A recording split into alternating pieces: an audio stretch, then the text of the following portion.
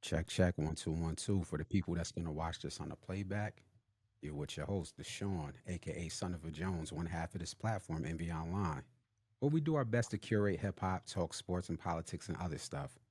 But today I got a special guest.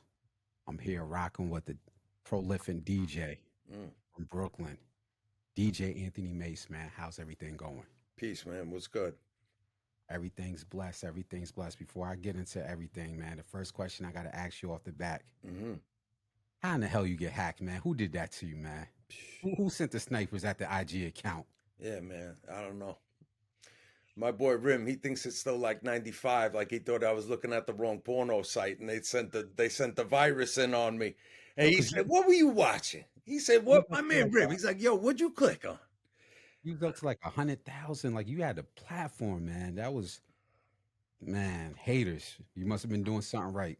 I don't know. Yeah, I don't know how it happened. Wiped, gone. 10 years of content gone in 10 seconds. What do you do? Yeah. Yeah, you bounce back. So on this platform, as I said a lot, like I try to do my best to stay within hip hop, and I think that's where me and you got off at, where I just I found out who DJ Anthony Mace was and became a fan. Mm. Um, I've been trying to curate what's going on in underground hip hop because I feel like it's a whole new renaissance that's happening after COVID. Mm-hmm. The rules have kind of changed. Rappers no longer have to be scared of growing up as far as being over the age of 30 and rapping. Some of my favorite rappers underground are well over 30 and they're doing their thing. Mm-hmm. We see the emergence of physical sales. People are selling vinyls, people are selling cassettes, and things is blossoming. How is your overall view as a DJ from New York? What are you seeing and how do you feel being in this underground renaissance right now? Yo, it's a blessing. It's a blessing. And I enjoy it. I enjoy it. It's a lot of talent. A lot of talent out here, but the thing is that people need a good team behind them and they need to believe in what they're doing. And it's real hard out here to get a buck. Let's be honest. But there's so much talent. There's so much talent. I've been blessed to be around legends in the game, but also to come up with my brother Rim, who is a super talent and could kill a stage. And I've been blessed to rock stages with him all up and down the East Coast. We haven't been able to get out of the country because of whatever issues, but to be able to rock with legends, to be able to rock the stage with Rim, we've collaborated with so many different underground artists through Rim. It's been amazing meeting producers like Buck Wild and um, people like that, like all through. Like I just said Buck Wild, but there's so many names that you know um, appreciate and love the underground and wanted to help as much as they could. But like I said, it's hard out here. You got to do your thing. You got to work. You got to work. So I want to touch on that because as a person in media who was consuming what's going on, I felt like what you guys did February, that underground show with the Walkers, with Rem the hmm Villain, with Great God, that was a moment, man. mm That was a I had to ring the alarm when I came back to the podcast. Like I don't think like y'all talk about Summer Jam and I get that. But for underground, that was a moment because it sounded like it was a small, intimate setting that was packed. Wasn't like small with 10 people in there. It was small with like a few hundred people in there. And as a DJ, you kept it fucking New York Yeah. all night. It wasn't no, oh, hey, I'm gonna play what's on the radio, the No. Billboard charts. I'm like, yo, he's playing 38 Special. He's playing Ransom. He's playing Rem. He's playing Duck Down Records. Like he was going through it, and I just felt like now that I have you here, we could talk about it. So You I see, forgot who headlined it. you see him, right? SP Sean Price. Rest in peace forever. That's where it started. Before him, I didn't believe. Mm, You got to believe in yourself to the point where you put yourself in positions to get it, right? And when I met him, he gave me the boost. He gave me what I needed. It was there, but he was like, "Yo, come on, go get it," and I did. I did. Yeah. Did a lot of dope shit along the way. You know what I mean? In this world, it's not cool to brag. Well, some people feel it's like brag, but all these Every once in a achievements. while, you gotta talk your ish. Yeah. That's what Rim said too. I mean, yo, and you know my man Rim. That's what he said, talk his shit. But I went on tour around the world with Cool G Rap. Okay. That was one of the illest experiences ever. But to be friends with Sean Price was something that changed me and just helped me so much throughout the last 10 years being Mm. his friend. Uh, he helped me get to 2025 in every way possible, along with sending us a replacement, if you will, in Little Fame. And Fame, Fame came through that you night. know, he's our big brother. As soon as he knew that we needed somebody, he was there for us, and he's been there for us. Shout my brother Lil Fame. Yeah, man. That going back to that night had the Walkers in there. And Yeah. I'm still trying to learn all the names because it's like 10 or 12. It's a whole group of them. Oh Every yeah. last Walker walked on that stage and shut it down, man. Yeah. Then Bernadette Price got up there with spitting bars. Ella G was up there, man. Yeah. I was blown as a fan of hip hop. I was just blown away, man. Rusty Jux, salute to Rusty Jux, man. Oh He yeah. got up there and killed the stage. I want to. What's her Ada. name? Ada. Aida. I don't want to say Aida. her name because she killed Alligator. man. Her stage presence, man. Everybody that touched that stage that night. It's a couple months later. I still want to salute y'all, man, because that was a fucking No doubt. awesome. How did you feel that night? Did because it's like a basketball game. Sometimes you don't know, like you're just levitating on a court. Did you know that was going to be something that night? That February event that y'all put on? In the last year, me and Rim. Now that's me. Let me explain how that night came about, since Okay. that's where it all started. Me and Rim planned that evening together with Grea8Gawd, Aida, the alligator, and our brother Spoda from Long Island. We said Take a no shot. openers. It's going to be just us. And we're going to do it like that. We're going to promote it. We're going to do it together. And that's what we did. And then, we didn't know what the outcome was going to be. But that past year, me and Rim, we opened for Onyx. We opened for Smith and Wesson. We opened for fucking, I don't know who else. 38 Spash. Blah, blah, blah, blah. Me and Rim have been working. So, to be honest with you, that was just a night of work. Okay. To me and Rim, we do that. We'll do that 7 nights a week. We'll any stage, anywhere, right? Can I cut in real quick? Yeah, I'm gonna let you keep going. yeah. And that's what I wanted. I was like, yo, I hope this isn't a one and done thing. I hope they take that on the road and continue to do it because but I'm gonna let you go ahead. Oh yeah. So for me and Rim, we're gonna do that. We're gonna do that. Spoda, we know he's gonna do that. Grea8Gawd, we know he's gonna do that. So we knew the type of show that we could provide. And me as a DJ,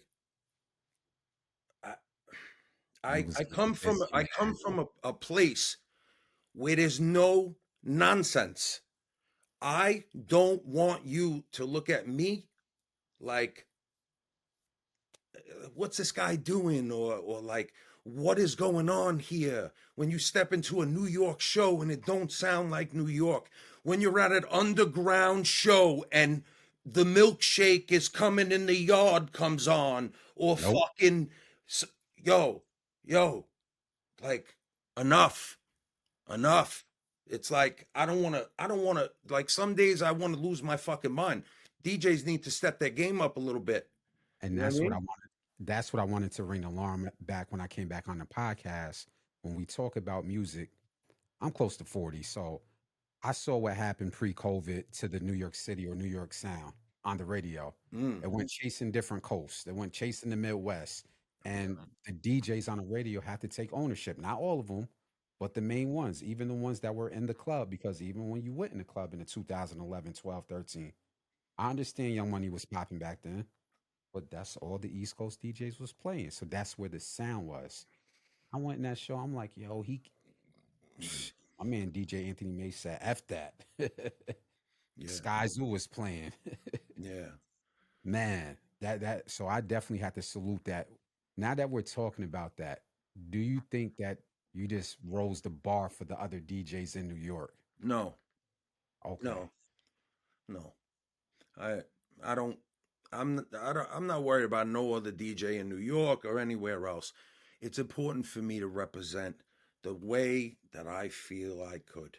And I've been blessed. My knees hurt very much. Do you want to know why? Because I hold all this good taste in music in here. And it Talk just that. it's buckling down the kid's knees. I'm 44. You said you're 40. Okay. I'm 44. Okay. So we're in the same playground. But when I met Sean Price and became friends with Sean Price, I remember one day in his kitchen, he looked at me and he goes, yo, let me ask you a question. He goes, you know the white boys, the ones with all of this going on and the sparklers and all the shit going off in the background and all of this. And I'm like, yeah. What about them? He's like, do they make money? And I'm like, yeah. I'm like, they make a lot of money. He goes, yeah, go do that. I'm like, what?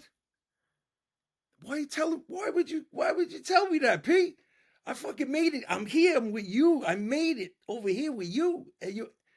And you know what? He taught me a lesson I didn't know it till, it's a hard business. It's a hard business. And when you're in the streets and you're mixing in with these artists who are putting their heart and soul out onto the street and you meet them, it's a fucking beautiful thing. It's a beautiful thing. And the rest of the world don't know about that.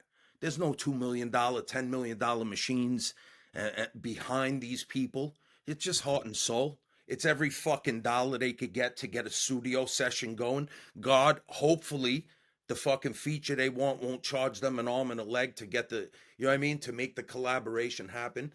But yeah, this shit is super fucking crazy dope. I've been honored and privileged to even be amongst these motherfuckers that I've been around. I can't even tell you, bro. Yeah, well, I'm looking at your IG, man. And like I said, I'm a new fan of yours as a Thank you. DJ. Yeah. And the pictures you're posting, I'm like, those are giants. That's not just, and I'm not trying to downplay another artist, but you DJ amongst giants. If you want to run them down, you could say a couple. Here's what it is. As you started the conversation, I was hacked. The most important time of my life, 2018 to now, and you hack me. Now my shit is gone. So now, the day after the show that you came to, my shit was gone. So to the world in 2025, they don't know what you did. People are looking at your shit with 100 followers and they're looking at 10 videos. Are like, yo, who is this guy? All of your credentials is immediately wiped. Your online resume is gone. That shit hurt. Like it hurt for a minute. Cause I'm like, yo, you wiped away all this. So now, but then I was like, yo, I was watching The Godfather. And the guy was fucking whining. And I felt like I was being a little bitch. I was fucking whining. I said, what? I said, he said in the movie, he goes, you could choose to be a fucking man. And you know what?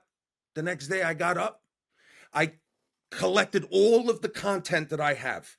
I have over 10, 15 years of content, video, pictures, and everything else in between that I never posted anywhere. Private shit, all kinds of shit. And I started sorting them out. And then I started making little videos. And now I started dropping. These videos is just a package of what has gone on for me since 2012. Mm. Yeah. Yeah. So you talked about working with Sean Price, Mm. and that's connected with Duck Down Records. These younger cats, and I'm gonna emphasize that for a reason because I think July they're throwing the 30th year anniversary. Oh yeah. I wanted to ask you because you worked with a lot of artists on Duck Down. Mm. How was your connection? Was your connection straight through Sean Price, or did you meet the people in Duck Down another way? No, through Sean Price, of course. Anybody from Duckdown, I met through Sean. Absolutely. So I'll ask you straight up because you seem to work with pretty much all of them. Mm. Because 30 years is coming up for Duck Down Records, and I think this is important to continue to salute Duck Down for the next 30. Yeah. As a DJ from New York, Mm-hmm. what do you think their legacy is in the scene of hip hop? What does it mean to you? They're they're all Brooklyn. It's Brooklyn. It's fucking the kings of Brooklyn. Helter Mm. Skelter, monsters. Smith and Wesson, monsters. Shout out DJ Evil D. I had a 3 hour conversation one day with DJ Evil D, and I'm telling you, he is the illest storyteller of all. He told me he's a well respected DJ in the game. It's always been fucking an honor to be somebody that's been able to speak to a guy like DJ Evil D. Also fucking Buckshot and Black Moon and listen, they're legends. They're legends, and to know them is an honor and a gift. And fucking for them to be from Brooklyn, it's a gift for us. Straight up, yeah. So I was lucky enough to interview Smith and Wesson, probably the highlight of my career. Oh Um, yeah. Shout they out Tech Steel. Yeah, they released to me an important body of work. yeah. That fucking album Infinity sounds amazing, Hell from the yeah. bars to the production from Ninth Wonder and the Soul Council. And I said on my platform, I really think that's Grammy music. I hope they get nominated for a Grammy. I God don't know willing. if you devved into the album. What are your thoughts on it if you heard it? Yeah, no, I definitely did hear a couple. P was on one of the tracks as well. Yeah, they're doing their thing. You know, rapping today, you got to have your heart in it. In this field out here with the music that's consuming our environment, you have to put your heart into your work. And Smith and West Tech and Steel, they don't miss. They know how Mm, to fucking definitely make some fucking timeless music for sure. You know, gotcha. hell yeah, So I want to go backwards a little bit because we got into how I became a fan of yours. We got into some Duck Down stuff, even some Sean Price stuff, and I'll come back to that. yeah, But I got to get into Anthony Mace, the person, before the DJ. yeah. Growing up, you grew up in Brooklyn? Staten Island. Okay, right across the Verrazano. Okay. Brooklyn on my birth certificate, but yeah, grew up in Staten Island and then moved back to Brooklyn when I was 20. Mm. So Stapleton, Park Hill, basically, Me, where I'm from, yeah, Stapleton and Park Hill is the legendary neighborhoods in which Wu-Tang yeah. came from. No, Mhm. in fact, I was in the middle of the island, neighborhood called Oakwood. Okay. So with your upbringing, growing up in the five boroughs, the culture, what drew you into the culture of hip hop? Uh, you know, music, music period, right? When I was younger, my father used to have a record, a vinyl collection. He'd always say, don't touch my shit." But I was always drawn over to those goddamn vinyls, and I always wanted to touch them and look at them and open them and look at the casing and everything. Michael Jackson, um, Billy Ocean, fucking Lionel Richie, like R&B. That was their flavors. Janet Jackson, like that was the flavors going on in my house. My aunt was also like that. She liked disco shit like that. And then me, I was all over the place with it. Like I could have listened to Kenny G saxophones, or I was listening to rock music. I was really like listening to everything, right? And then my man Pete up the block, he says, he's check this tape out, whatever. I hear the tape, and then hip hop started, and then I'm like, oh shit, okay. Okay. I'm like, oh, I like this. And that was it. And from that moment on, yeah, it got crazy around here. It got crazy. It got Oh, crazy. So check this out. So now I have a master collection within the next 3 years. I'm talking about all the way from the Jackson 5 anthology all the way up to fucking CNN Bloody Monies. I got everything. I mean, everything. Now it became a competition with me and my man. He'd be like, "You don't have the KRS-One disc." I'm like, "Say what now?" I fucking go right over there. Purple Tape, we were online. We got it early. Shit like that. I had to play music for a very long time as a mobile DJ in New York City. I did every kind of event you could imagine here in this city.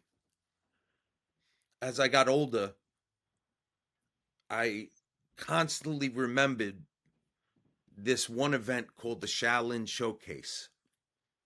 And in Staten Island, Method Man showed up at this mhm. event. And I remember looking at him and seeing him, and I'm like, I can't believe it. I'm at an event with Method Man, but I wasn't playing the right music. I'm like, I don't like. I did my best, but I know I flunked that night. Mm. And again, this is the beginning of DJing in 97, 98, and I wasn't 100% there. And at the same time, I wasn't dedicating myself because I was doing these events that um, had me playing everything else but hip hop, and my Mm. heart hurt by it, but my pockets were real nice. So that's the thing. Now you Ah, surround yourself with people who tell you that your pockets have to be nice. Fuck your heart, your pockets, and you know what I mean. And I agree. Everybody has to pay their bills. I get it, and to do this type of work in that style is very repetitive and very simple and plain. It's Rihanna, it's Michael Jackson, it's whatever. mhm. And for a long time I continued that. And then right before COVID hit, I did about 15 weddings in a span of a couple of months. I took that money, Wow, this is nice. I renovated the first floor of my house so that me and my family would have a more comfortable space. And then COVID hit, and before COVID had hit, I said, I'm out of this game. I'm not doing no more private events. Everybody wanted to know, how you going to do that? How you going to just leave private events? How you ain't going to get no money, whatever, whatever. But for the last 5 years, I've worked on my craft. I've dedicated myself to the heart, to the person that I should have stayed being back then, but didn't have the balls to. I did it now. The last 5 years, I've done nothing but work on my craft. I met Little Fame, and in 2018, and Fame would come with. He would hear me DJ all the time, and he told me to make a change. It was his correction in the way I was mixing that changed everything for me. His advice. Um, and he's the man too, because he in a sense he made it seem like, yo, I don't want to hurt your feelings, like, you know what I mean, but your mixing ain't right there. You know what I mean? I'm like, what do you mean? I'm like, what's wrong with it? You know what I mean? He goes, now Fame is a musical genius. His ear is fucking retarded. Okay, pardon me. Maybe you can Yeah, we might use get that word canceled. just in case. Yeah, I don't know if you can bleep that out. I'm sorry for the people. Anyway, his his ear is crazy. He immaculate. hears everything. So if you're off, and he says you're off, you're off. And I was off. He helped me to improve, to listen better. He helped me to, yeah, yeah. So the mechanics over the last 5 years, on top of the mechanics, I've still increased the library, made sure everything in the underground has all been there underneath, and then I even take it back to 1993 if I have to, and I'm pulling things out from there. You put me at any show, anywhere in this world, I'm rocking. And I got video proof of it. So that's why the I got hacked. And what I want to do is just put back some videos, some new creations, and I want to just let the world know that um, I did some dope shit, and You will and continue to do some dope shit, man. yeah. I ain't all about I don't hype myself up like that. I just I'm proud. I'm proud, and I wish everybody could get the whole circle. You know what I mean? I love my full circle. I love that the kid at 17 who didn't even know how to operate a turntable, Mm. could do the things that I do now. So I'm very proud. So you were privileged because you're a few years older than me.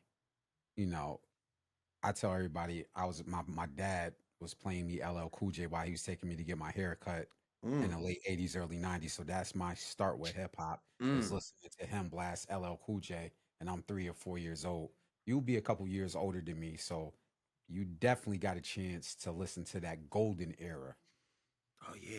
At that time, Oh yeah. what would be Anthony Mace's, I don't want to say favorite artist, but if you can narrow it down to a few artists that really took your mind there when you were coming up during that early '90s period. Christmas before my aunt got to the house, 1995. She asked, "What do you want me? What am I bringing? I'm going to the Nobody Beats the Wiz." I don't know if you remember. Hmm. All right. Yeah, she brought me Ready to Die, and she brought me Return of the 36 Chambers. So those Christmas is fucking amazing. so I needed those two at that moment for the collection. I needed them. Yeah. So that time frame, just ridiculous sound. You know what I mean? LL Cool J, cars roll by with the booming system, but Hmm. but for me it was Hey Lover. You know what I mean?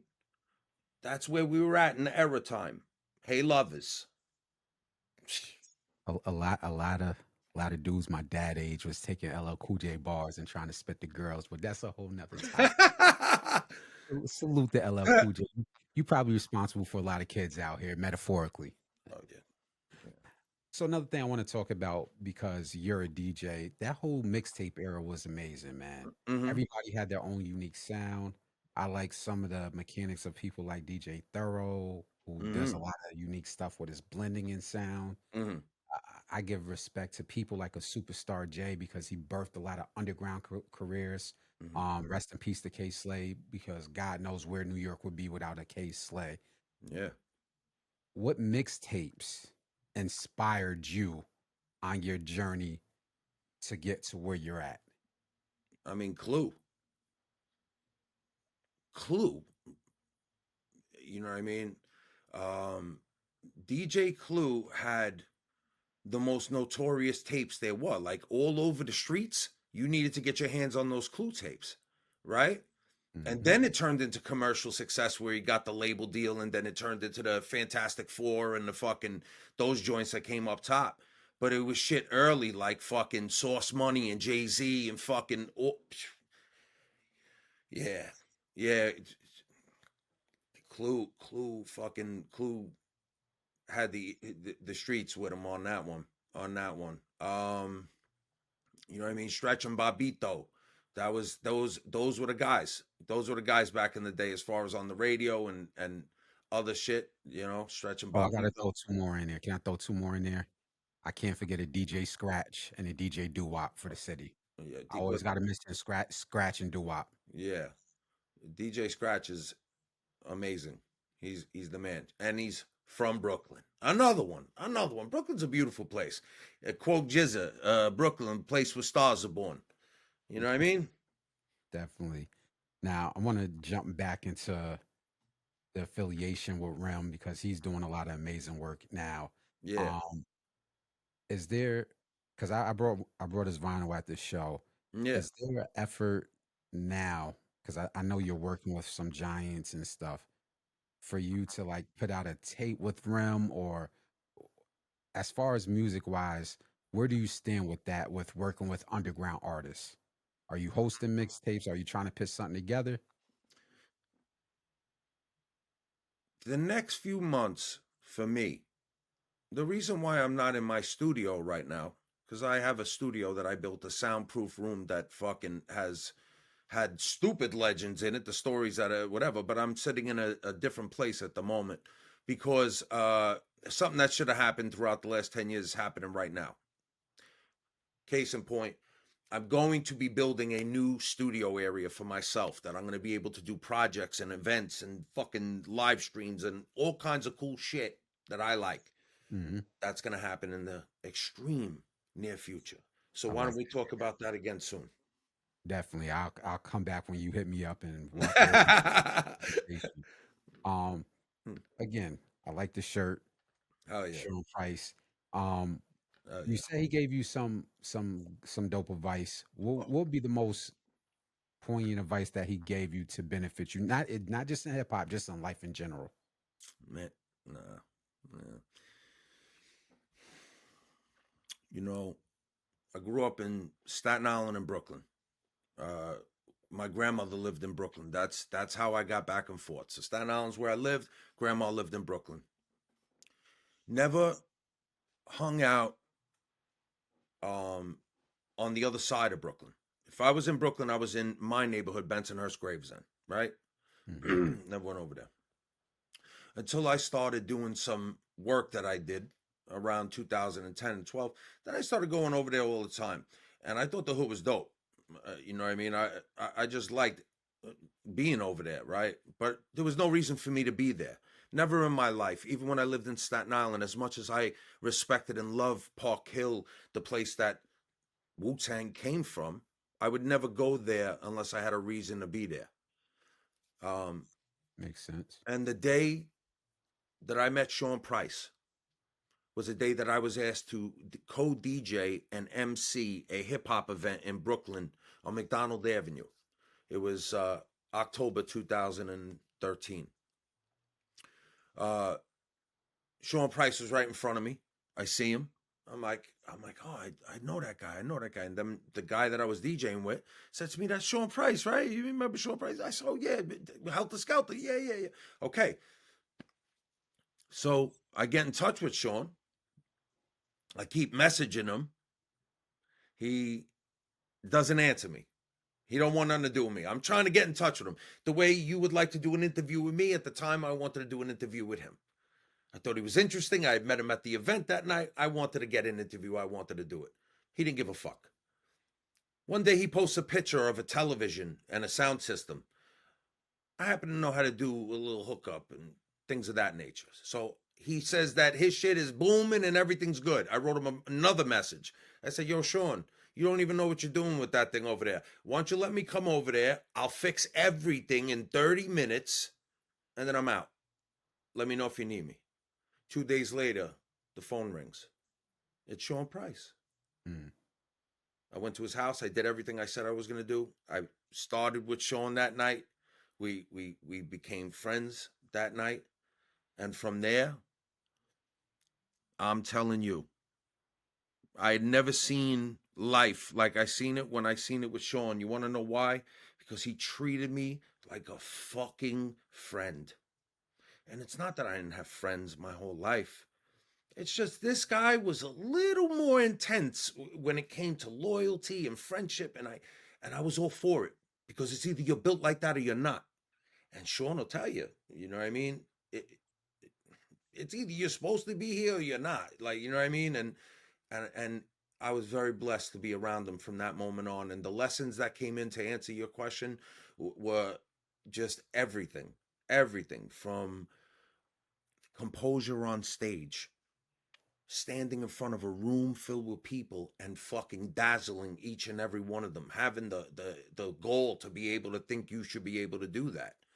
Turn your hat around and fucking go right in, no matter where you are. But be true to your friends. Mm. Make dope shit happen. Just rap. That's an iconic Sean Price bar. Just shut the fuck up and rap. Yeah. And that's what Rusty Juke said. He said Sean Price will call him and just start rapping off the conversation.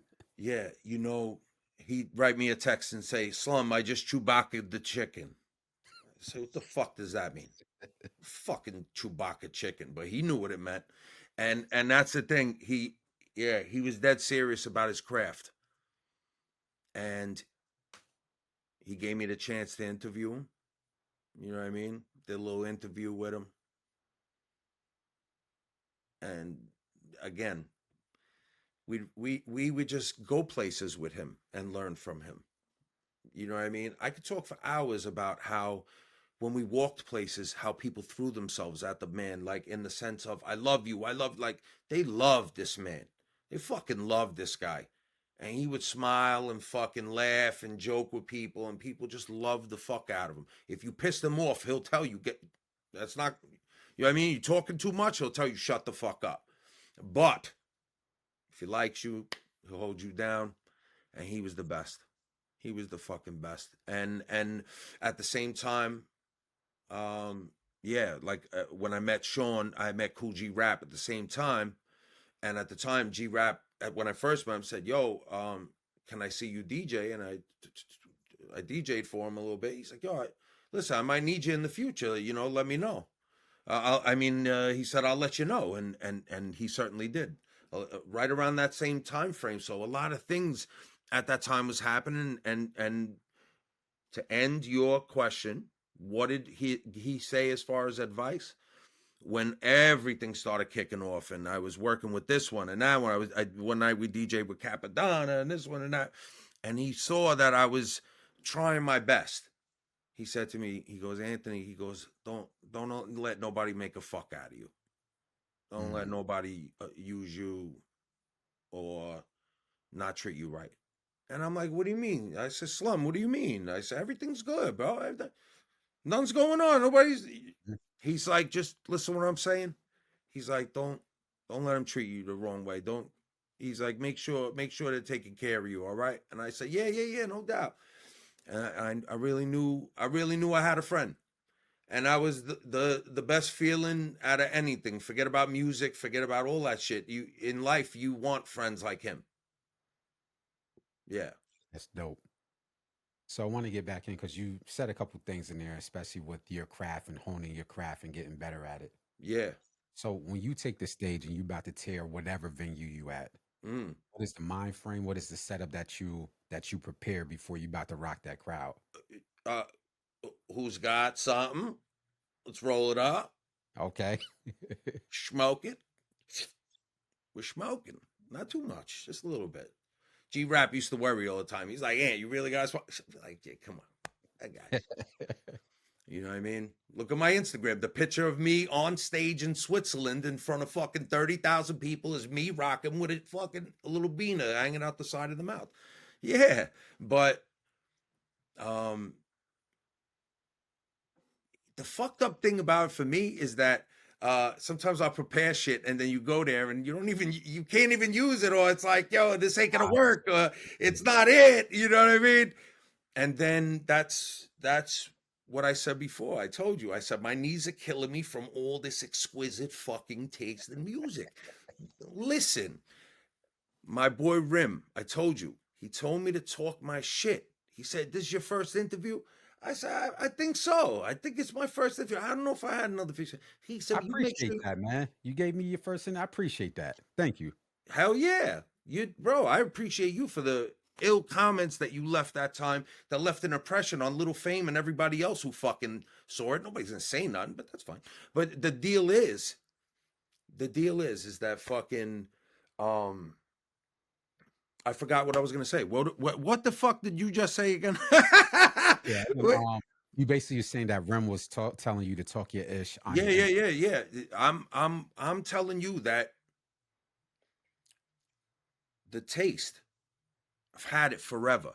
My skills were never as they are now. If I DJ'd the way I DJ, if I DJ then the way I DJ now, who knows what life would have been. But my mind was different. My skills were different. Everything was different for a very long time. But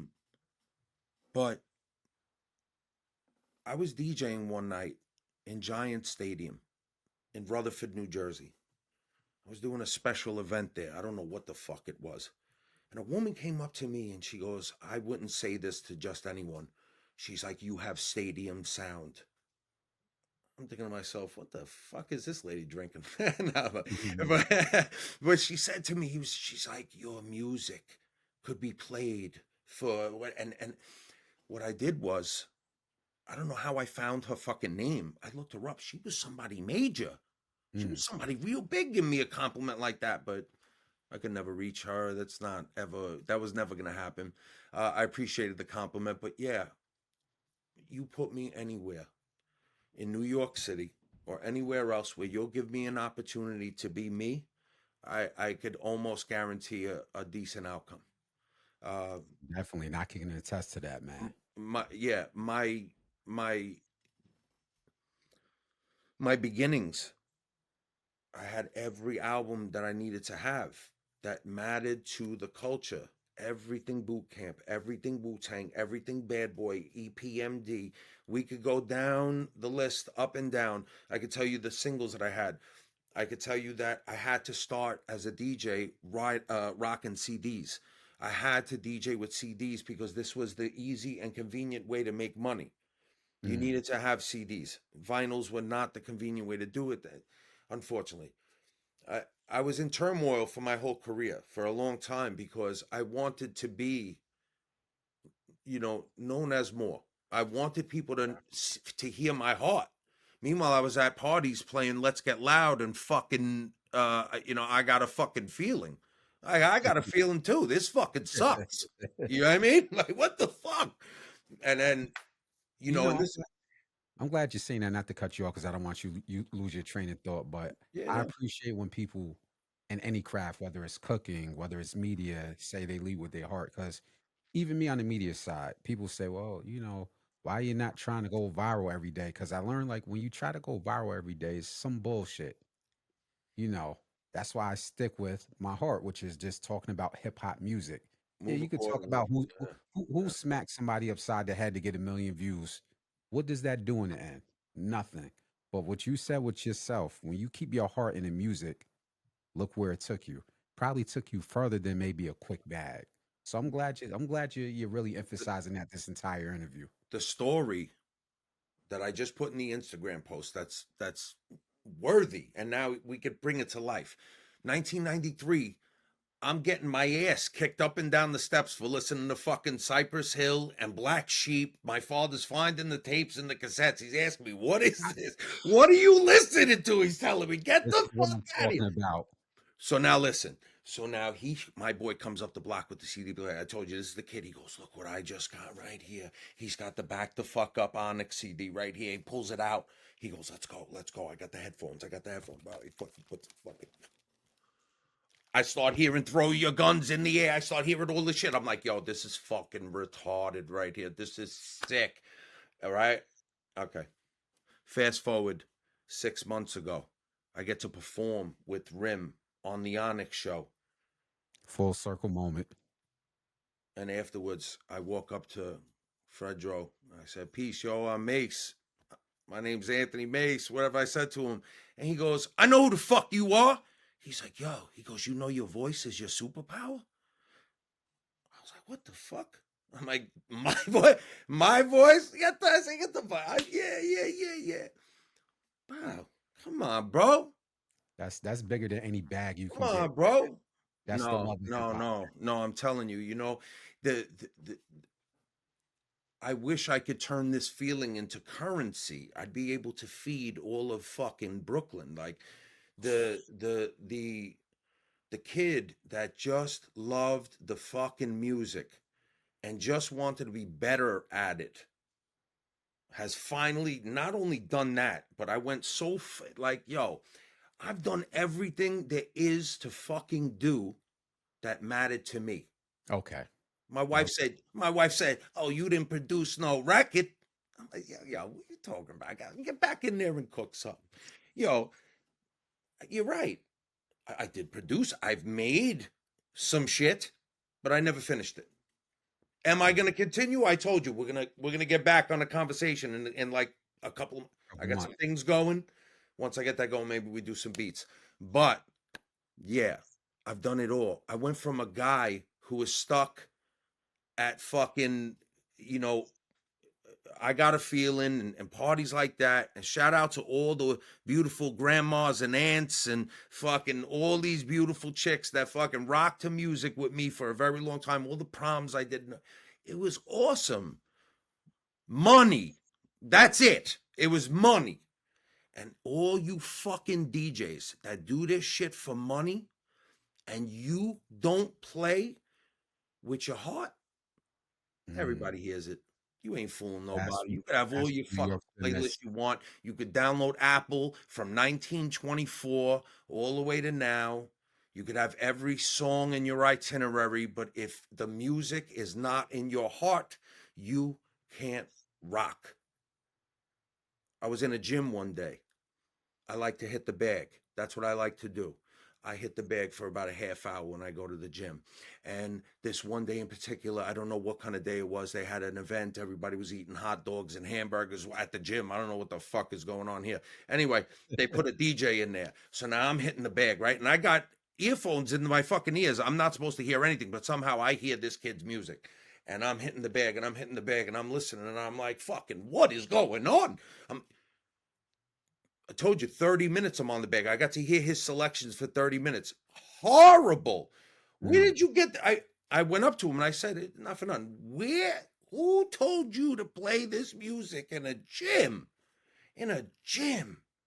Part of the gift of being a fucking DJ is the ability to read a fucking room. What the fuck is going on here? When I'm in the gym, if you ain't playing Gangstar, you done messed up my whole workout, man. There's just Everything's certain ruined. records. Everything's ruined. There's just certain records you got to play when you working out, man. I'm You dead can't play serious. background shit. I'm dead serious. I'm dead serious. It's not even a joke. We're so far away from where the time where it really, really, really mattered and people really cared and people felt it, man. I think we Um, getting back there though, at least for the underground, which is I'm grateful you allow me to interview you, and we're gonna continue to build throughout the yeah, year and stuff like yeah, that. Um, for the underground, because again, that's what I'm concerned with on the media side. yeah. I want you to put me on because I know you traveled outside of New York, and I like to ask people who experience outside of New York. Put me on as a consumer. Who should I be listening to in New York and outside of New York? The Walkers crew is not a group, it's a collective. And in the words that's straight from Rim's mouth, right? We don't want anybody to think of it as a group. It's a group of people that are completely inspired and in love in what they do, including music producers and singers and all this shit. And everybody's putting their life on the line. We're not talking, we're walking. Okay? The one thing that a lot of people do at shows specifically is they talk a lot. You Hmm. know, instead of just rapping and making it happen in the show, there's a lot of talking going on. We don't talk, we walk. The members of the group vary from people that are from Brooklyn, from New York, from Florida, from fucking, yeah, all over the place. Ty Farris in Detroit, Rim the Villain, Brooklyn, just Rim. We started out as Rim the Villain. Um, yeah, fucking Wavy Emilio. Wavy guys. the God is our producer, head producer.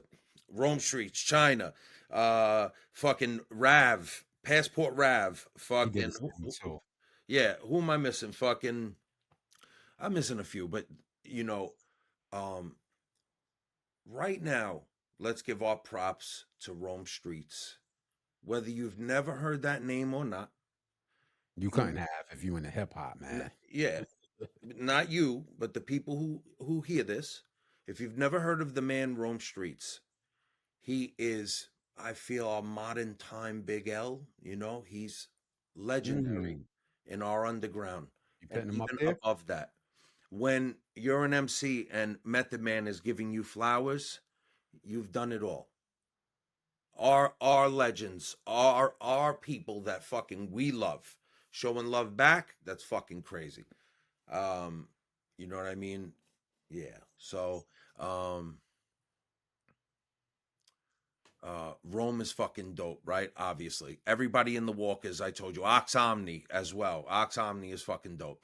I want to talk more about Rim though. I definitely want to talk about it because we always push ourselves to the end. We always push ourselves. We don't want to be the front of the conversation. Rim taught me best. Let me, but I have to tell you this though. But there's no any of this without this part. I meet Sean Price. Sean takes me in. He confirms to me that I'm down with whatever he's doing. How do I know that? Because the next day after I met with him, we went to the studio, we went to a show, and from there we enjoyed each other's company. Let's put it like that. And then, I don't know, maybe a month later, he tells me that we are going to Summer Jam in New Jersey because he has to judge a festival contest. He says, but here's the deal. I'm going there with Drew Howe. I'm going there with whoever I'm going there with. I want you to pick up Rim and P, and you meet me over there. Now, I don't know if I met Rim and my brother P, who is Rim's old partner now. And I don't know if that was our first time hanging out or whatever, but you learn a lot about somebody when you're in a car with them for 2-3 hours. You know what I mean? You learn a lot about somebody when you spend time with them. And I thought off top, these two guys are too good to be true. They're playing me because they were so fucking cool. You again, I've already said this 3 times in this interview. You pray for good people. You pray for good people. You want good people. You need good people. I said, these guys are fucking good. I'm like, what's going on here? You know what I mean? So now we go to Summer Jam. We go fucking party over there. And after that, Sean's like, Rim's a good guy, right? I go, yeah. I say, yeah, Rim the fucking Rim P, yeah, fucking, they're good, the best. And he's like, yeah. He goes, we're gonna do this together. We're gonna do this rock down thing. I'm like, oh yeah, it's like that. He's like, yeah, I want to do this rock down thing. We're gonna do it, rock down. You want to do it? I say, yeah, we're gonna do it. He goes, all right. He's like, I'm doing a mixtape with the boys right now. I said, all right, good. All right, let's start. Yeah, rock down. All right. Then we went up to Shady 45 a couple days later. So losing Sean was the worst thing to happen, period. But to continue on, to get to this moment right now where I'm able to sit here and tell you how much I love and miss that guy, and how hard it's been to go back to feeling like I don't have an extra friend in the world, you know, and you know, sometimes you want, again, no matter how hard you are. And this guy, he was intimidating. He walked down the street. You look at him, you ain't testing him. If he liked you, like a teddy bear, like a fucking, you know, a welcoming friend. And that's what he was. And to lose him was crazy. To continue to this point, Rim always says we have to continue on for him. He believed in me. He believed in us. And that's how we got to this moment right now. So again, Rim has, through 2018 to now, he's delivered about probably 6, 7, 8 albums. Anybody who listens to this interview, I have no credits on this album. I have nothing. That's my brother. He has 6, 7 albums in his collection. Run the Spotify up. Run the fucking Apple Music. Rim, R-I-M. Check out that music. No matter who's hot in this city, Rome is our brother. I wanted to mention him because he is truly a special, talented MC. But my brother Rim, please, super talented. The levels of how the music changes. It doesn't just sound the same. Different producers, different ideas, different stories. Please, yeah, do that for me. And as far as everybody else is concerned, yeah, there's a lot of dope MCs, but the money is tight. The money is fucking tight out here. To be able to do a show like we did, we got very lucky. People can't just do a show. Why? Because you can't guarantee The 200, tickets. 300, 600 people. The people showed up to the venue that night that you were there. We thank them Crazy. in advance. Right now, thank you for making that night what it was, because it was a complete success with the amount of people that were there. But to fill up an SOBs, or to fill up a Sony Hall, or to do any of these major venues that New York City is capable of, like, I'll give you a good example. I spoke to the Palladium, Times Square. Spoke to the manager the other day. The place fills 2,200 people. Yeah. I'm not even going to tell you. I'm not even going to tell you how much it I costs. understand the math I'm of not doing even it. tell you how much it costs to get in there. But you better bet your ass that those acts have to be so hot that they're going to fill 2022, because it's going to cost a lot of money to put on a show. And the thing is that we did that show that night, and we look forward to creating other shows just like it. But we're going to need some help. We're going to need some sponsors.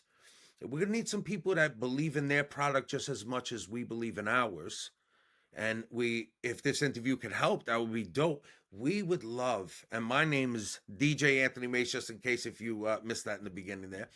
I am looking to throw a New York City event. I have the best underground artists in mind.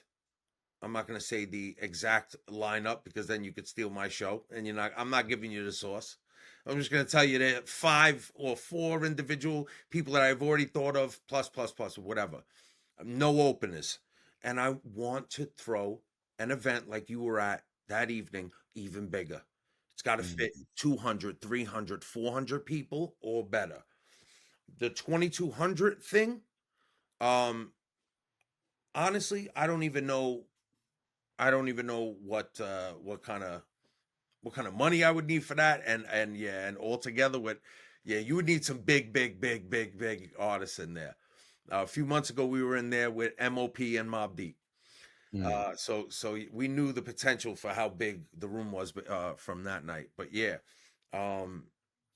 shout Flea Lord. Flea Lord showed us some love. We went to a studio session for him a couple of months ago where he showed love to Rim, and he had him on the album and shit like that. And Ty Farris is tremendous. 17 Cypher is dope. 17 Cypher is producing a bunch of music. She's putting together dope artists with some dope beats by my you know how you fucking talk to somebody on the internet, but you don't know them, but they're your boy? Yeah, all right. Yeah. Whatever. But shout out True Cypher. They're not I don't know who the fuck they are, but apparently it's 2 people, producers, who make beautiful beats. They're fucking fire. So 17 Cypher got the True Cypher going. She's got the fucking dope artist rocking on the shit, putting together compilation music for the underground. Check out 17 Cypher. Knowledge the Pirate just dropped a joint right now. Yo, shout out the fucking Pirate. You know what I mean? Like, he dropped something a few years ago that we love too. You know, it's not quantity over quality. My man, Knowledge the Pirate. Check out those last 2 joints. He just dropped it. Rock Marcy production. Rock Marciano.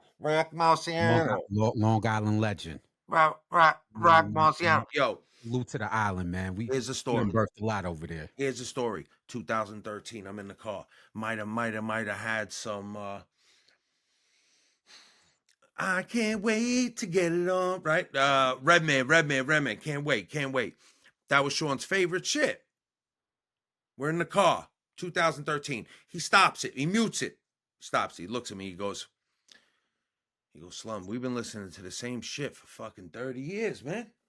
He's like, yo, come on. Let's switch it up. Let's listen to something else. I said, what do you want to listen to, Slum? He goes, what you got over there? He grabs my phone. I says, I got the Pandora. You type your name in the Pandora. And you type the name you want in the Pandora. So he looked in there and he types in Rock Marciano. Now the Rock Marciano station comes up. And then we begin.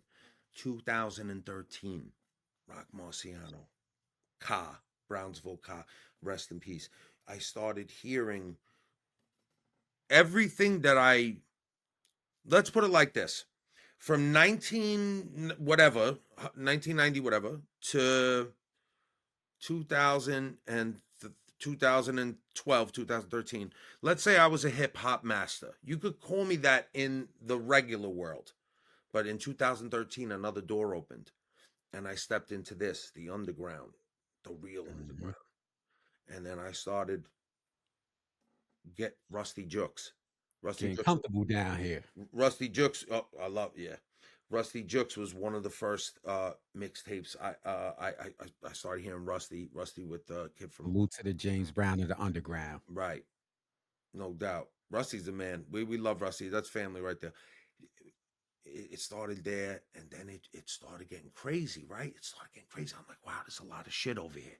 There's a lot of shit over here. I'm like, oh, I gotta see what's up. So now I had to backtrack a little bit. I had to see really what was good. Okay, wait. Oh, okay. We got Prodigy.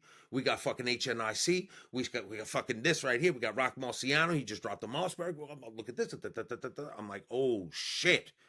Now you fucked up. Now you opened up this door where I'm like, I need to know what's going on here. I need to be respected the way I feel mentally I'm respected over here with Jump Around and fucking and DJ Cool and fucking Fat Man Scoop or whatever. I need to be Scoop. Yeah, rest in peace.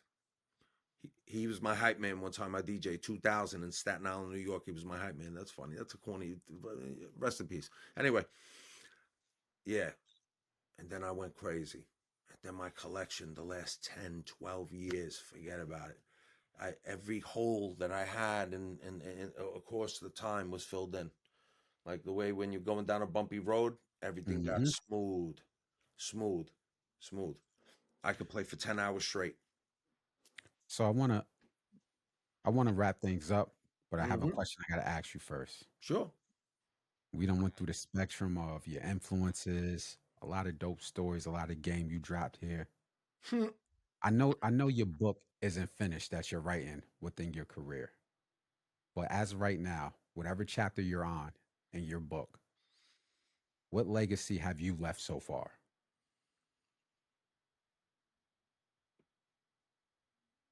You know, no matter what an individual does, when they go, it goes.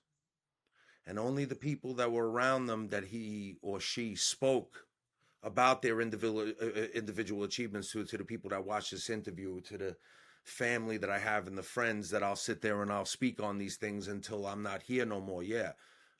My legacy is only as good until the clock stops ticking. I could tell you from a living standpoint that I'm not dead yet. I've done every single fucking thing I ever wanted to do in my life, from a kid who was told it's not possible. You're not good enough. You'll never be there.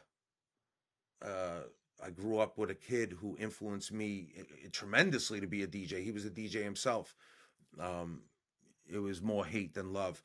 I realized throughout my life that your own mental legacy is what's important. And I've been proud to touch so many different areas of this world with my talent, and I've been able to make friends,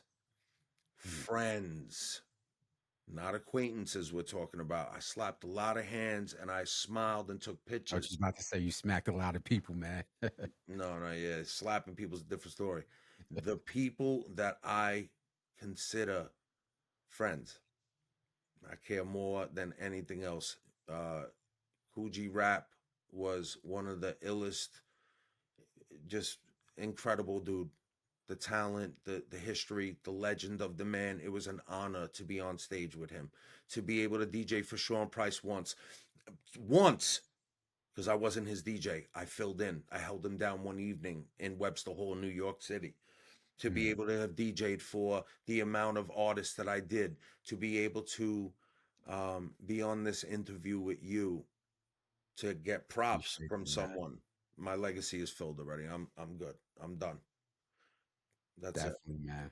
So before I let you off the hook, we're going to continue this conversation in a few months or whenever. Yeah, things are going down. It's going down. More shows, more things. How can people contact you if they want to get in contact with business? DJ Anthony Mace is the name now. if I get my a former account back, which I don't think I'm gonna, DJ Anthony Mace is the handle. Right now it's DJ Anthony Mace, Mace, not Mase, like my boy fucking Rim likes to call me all the time. I'm not from Harlem, I'm from Brooklyn. DJ Anthony, Mace, at gmail.com. If you need to send me an email, you want to tell me I'm good looking, you want to, give me money, whatever you want to do, hit me at Gmail, Instagram, Fochbook. It's Anthony Mace right now. You know what I mean? Otherwise, yeah, man. Thank you. Thank you for having me. Thank you for asking me the things that I care so much about. I'm glad I got to answer some shit for you. Nah, man, I appreciate it. And like I said, with me on the media side, all I want to do is talk about dope music. And I really think with DJs like yourself, that you poured your heart into this culture, you are important. So I stand by what I said back in February, and I'm going to keep standing by that. As long as you're doing what you're doing, man, underground hip hop is in a great place. So thank you for what you're doing, man. Much love and salute. Thank you, brother. Appreciate you, man. Thank you.